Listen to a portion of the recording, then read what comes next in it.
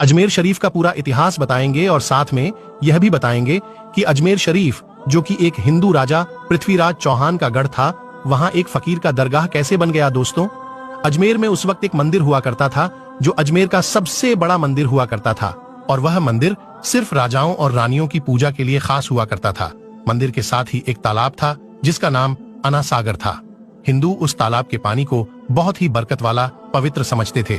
उनका मानना था कि जो इस तालाब में नहा ले उसके सारे पाप धुल जाते हैं। उस मंदिर में रात को इतने ज्यादा दिए जलाए जाते थे कि सिर्फ एक ही रात 3.5 मन तेल उन दियों में इस्तेमाल होता था। आसपास के गांव देहात मंदिर के नाम थे और इन देहातों की आमदनी मंदिर पर खर्च हुआ करती थी। मंदिर में हजारों नौकर थे जिनका काम आने वाले लोगों की सेवा और देख रेख करना था, और वह बताया करते थे कि कौन सा भगवान बेटे देता है और कौन सा देवता सेहत और तंदुरुस्ती देता है और किस मूर्ति की पूजा करने से दौलत बढ़ती है। ख्वाजा गरीब नवाज रहमतुल्लाह अल वहां आए और अना सागर की कुछ दूरी पर चटाई बिछाकर अपने मुरीद के साथ बैठ गए। असर का वक्त था, लिहाजा आप ख्वाजा साहब ने हजरत कुतुबुद्दीन रहमतुल्लाह अलैह से अजान देने को कहा। कुफर शिर्क से भरे अजमेर में अल्लाह के एक होने और हजरत मोहम्मद सल्लल्लाहु ताला अलैहि वसल्लम के रसूल होने का यह पहला ऐलान था। वहां रहने वाले लोग इस्लाम के बारे में कुछ भी नहीं जानते थे। चुनांचे अजान की आवाज सुनकर वह हैरान हुए और अपने घरों से निकलकर सब ख्वाजा गरीब नवाज और उनके मुरीद को देखने लगे, और अना सागर के पास भीड़ लग गई। ख्वाजा गरीब नवाज और उनके मुरीद ने अना सागर के पानी से वजू किया और नमाज पढ़ना शुरू कर दिया। सब हिंदू हैरान रह गए। वह सोच रहे थे कि सब भगवान तो मंदिर के अंदर है, तो ये लोग खड़े होकर कौन से भगवान के आग झुक रहे हैं। शाम हुई तो राजा के ऊंट जो दिन में चरने के लिए गए थे अपने चरवाहों के साथ वापस आने लगे। इत्तेफाक की बात थी कि जहां हजरत ख्वाजा गरीब नवाज बैठे थे वह जगह राजा के ऊंटों के बैठने की जगह थी। चरवाहों ने बाबा साहब से कहा कि ओ बाबा साहेब, यहां से उठिए, क्योंकि यह जगह राजा के ऊंटों के बैठने की जगह है। ख्वाजा मोइनुद्दीन साहब ने फरमाया, इतना मैदान खाली पड़ा है, ऊंट तो कहीं भी बैठ जाएंगे, क्यों बेवजह हमें तंग करते हो। वह लोग नहीं माने और मुसल्ला उठाकर इधर उधर करने लगे और ख्वाजा साहब से बदतमीजी करने लगे, और उन लोगों ने आखिरकार बहुत बदतमीजी से कहा कि यह राजा के ऊंटों के बैठने की जगह है और इधर राजा के ऊंट ही बैठेंगे, तुम लोग कहीं और अपना मुसल्ला बिछा लो। आखिरकार आप ख्वाजा साहब ने उठते हुए हजरत कुतुबुद्दीन से फरमाया, उठो कुतुबुद्दीन, ये कह रहे हैं कि ये ऊंटों के बैठने की जगह है, तो चलो मैं कहता हूं अब यहां सिर्फ ऊंट ही बैठेंगे। यह कहकर आप ख्वाजा साहब अपने साथियों समेत वहां से उठ गए, और अगली सुबह जब ऊंटों को चराने के लिए ले जाने का वक्त आया और चरवाहों ने ऊंटों को उठाना चाहा तो उन्हें पता चला कि ऊंट उठ ही नहीं पा रहे हैं।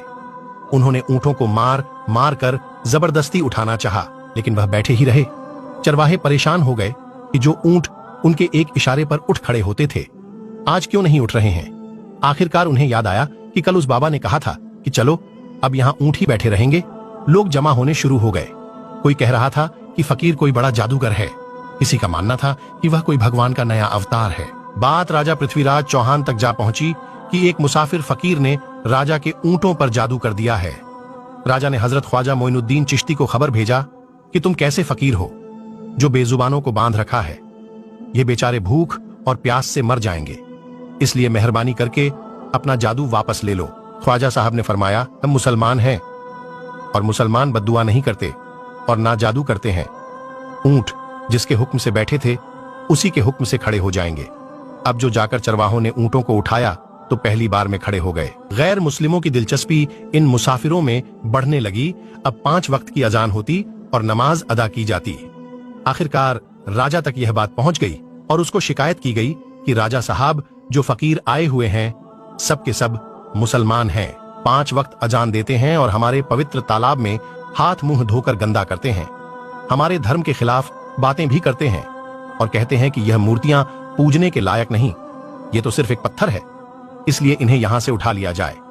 राजा पृथ्वीराज चौहान ने फकीरों को खबर भिजवाया कि तुम लोग गोश्त खाते हो, हमारे धर्म के खिलाफ बोलते हो और तो और हमारे पवित्र तालाब को अपने हाथ मुंह धोकर गंद करते हो, जो हम कतई बर्दाश्त नहीं कर सकते, इसलिए तुम्हारे लिए अच्छा होगा कि तुम यहां से चले जाओ।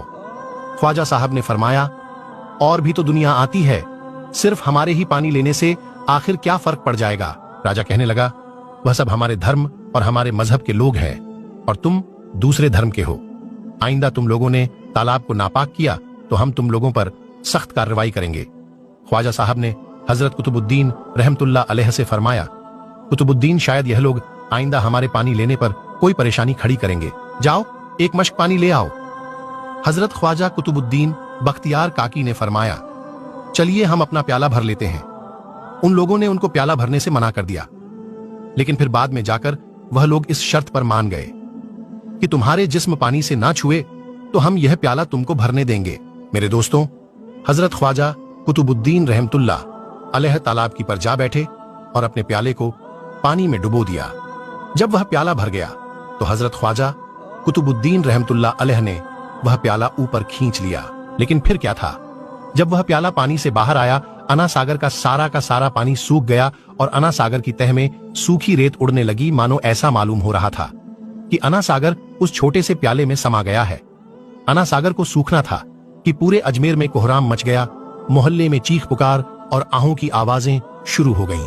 वह लोग रो रहे थे और कह रहे थे कि जो पाप हम अना सागर में नहाकर धोते थे और पापों से छुटकारा पा लिए करते थे, अब हम क्या करेंगे? अब हम पापों का बोझ कहां लिए फिरेंगे? सारे इलाके में यह खबर फैल गई कि मुसाफिर फकीर ने जादू के जोड़ पर अना सागर को सुखा दिया है। दोस्तों, जानते हैं आगे क्या होता है? आगे हुआ ये कि राजा पृथ्वीराज चौहान अना सागर के सूख जाने की वजह से बहुत परेशान हुआ। उसने वजीरों को बुलाया, सबसे यही कहा कि फकीर या तो कोई जादूगर है या फिर वाकई कोई पहुंचा हुआ फकीर है। साथ ही उनकी परेशानी बढ़ गई कि अजमेर की रौनक तो थी अना सागर के दम से। इसकी वजह से लोग दूर दूर से अजमेर आते थे और अपना ईमान ताजा करके लौट जाया करते थे। अना सागर के सूख जाने से हिंदू धर्म को सख्त धक्का लगेगा और यह बड़ी शर्मनाक बात थी। आखिरकार यह कहा गया कि फकीर से बात की जाए कि आखिर वह फकीर चाहता क्या है। अगर वह कोई ऐसी बात चाहता है जो हमें पसंद आए तो फिर हम उसकी बात मान लेते हैं और उससे माफी मांग लेते हैं। चुनांचे सब मर्द, औरतें और बच्चे जाकर फकीर की मन्नत करने लगे कि लोगों को इस परेशानी से छुटकारा दिला के मेहरबानी कीजिए, हम सबसे जो गलती हुई है उसे माफ कर दो। हम अपने पापों का बोझ लेकर कहां जाएंगे और कैसे सुकून पाएंगे, क्योंकि हम लोग उसी तालाब में अपने पापों का बोझ धो लिया करते थे। यह तरीका ज्यादा आसान था, लिहाजा तमाम लोग बाबा साहब रहमतुल्लाह अलैह के पास आए और बोले, बाबा तुम भी वजू कर लिया करना, लेकिन भगवान के वास्ते हमारा अना सागर हमें लौटा दो। हजरत ख्वाजा गरीब नवाज रहमतुल्लाह अलैह ने हजरत कुतुबुद्दीन बख्तियार काकी से फरमाया कि जाओ उसी प्याले को वापस तालाब में डाल आओ। जैसे ही वह प्याला तालाब में डाला गया, अना सागर के नीचे सारा पानी उछल कर अना सागर में आ गया। इस पानी ने कई दिलों को धो डाला। हिंदू कौम के इतिहास की किताबों में भी हिंदू इतिहास के लिखने वाले इस बात को मानते हैं कि उस शाम 32,000 गैर मुस्लिम कलमा पढ़कर मुसलमान हो गए। उन गैर मुस्लिमों के मुसलमान हो जाने से हिंदू पंडितों और आम हिंदुओं पर भी गुस्से का तूफान खड़ा हो गया और वह सोच में पड़ गए कि फकीर अगर कुछ दिन और रहा तो देवी देवताओं का नाम लेने वाला कोई नहीं रहेगा। लिहाजा लोगों ने राजा को मजबूर किया कि जल्द से जल्द कुछ किया जाए। राजा ने मंदिर के बड़े पंडित रामदेव को बुलाया और उसे बाबा साहब से मुकाबला रखकर जल्द से जल्द उन्हें हराने और अजमेर से बाहर निकाल देने का हुक्म दे दिया। रामदेव अपने वक्त का माना हुआ पंडित था, जिसके इल्म की काबिलियत की दूर दूर तक धूम मची हुई थी। दरअसल पंडित शैतानी और जादुई ताकतों का मालिक था। उसने राजा पृथ्वी को यह यकीन दिलाया कि जल्द ही राजा कोई अच्छी खबर सुनेगा। रामदेव बाबा ख्वाजा साहब रहमतुल्लाह अलैह के पास आया और उल्टे सीधे सवालात करना शुरू कर दिया।